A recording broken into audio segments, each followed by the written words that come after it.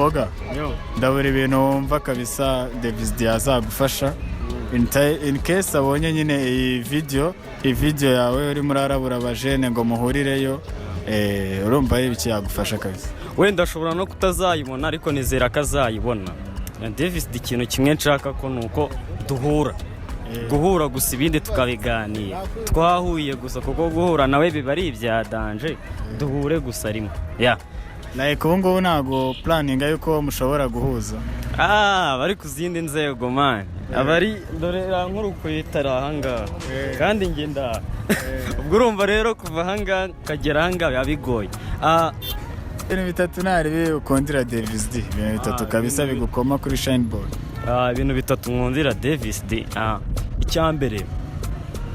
Niwe mutipe nyine wita ku kintu kijyanye na clip mu Rwanda. Clip urakizi se ni video. Urabona we nge nigeze kumva avuga ati wiyagiye gukora video ntago areba amafaranga ari bushore, ahubwo we arashora video yarangira bikaba birarangiranye. Sigomba ngo napanzaye. Ntago ari bonga napanzaye kuko ni nawe wa mbere wakoze video nziza buriya. Bo.